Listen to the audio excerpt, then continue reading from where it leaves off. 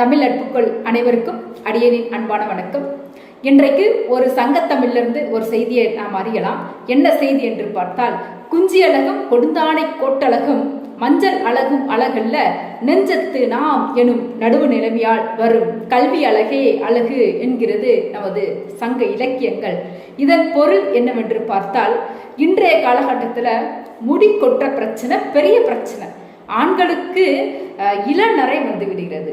சிறு பசங்களாக இருக்கிறார்கள், இன்னும் திருமணம் கூட ஆகவில்லை, கல்லூரி படிப்பை கூட முடிக்கவில்லை. அவர்களுக்கு உணவு பழக்க வழக்கத்தின் காரணமாகவும் இன்றைய வாழ்க்கை சூழல் மாறிவிட்ட காரணத்தினால் கூட அந்த பசங்களுக்கு என்ன நரைமுடி சீக்கிரமாக வந்து விடுகிறது.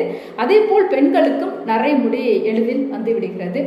முடி கொட்டுகின்ற பிரச்சனைகள் அனைவருக்கும் இருக்கு. இதெல்லாம் அழகு இல்லையே, அழகு பறி போனதே என்று கவலைப்படுபவர்கள் இருக்கிறார்கள். அதைவிட நிறத்தை பற்றிய கவலைப்படுபவர்கள் இருக்கிறார்கள், உயரத்தை பற்றி கவலைப்படுபவர்கள் இருக்கிறார்கள், ஆடை அலங்காரங்களை பற்றி கவலைப்படுவார்கள். அதாவது இன்றைய சூழ்நிலையில பெண்களுக்கு புடவைகள் எத்தனை புடவைகள் இருந்தாலும் நாளுக்கு நாள் புது புடவைகள் எடுத்துக்கொண்டே இருப்பார்கள். அது பெண்களுக்கே உரியது. அந்த பெண்கள் என்ன நினைப்பார்கள், இந்த புடவை விட அந்த புடவை மிக சிறப்பாக இருக்கிறதே, அழகாக இருக்கிறதே என்று அவர்களுக்கு திருப்தி அடையவே முடியாது. அந்த மாதிரி ஆடைகளில் கூட, ஒப்பனை செய்வதில் கூட அழகுக்கு அதிக அக்கறை கொள்பவர்கள் இருக்கிறார்கள்.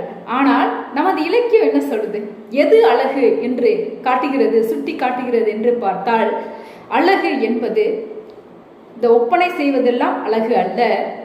கூந்தல் வாரி வணங்க வரிசையாக கூந்தல், நீண்ட கூந்தல் இருந்தால்தான் அழகு என்று கிடையாது.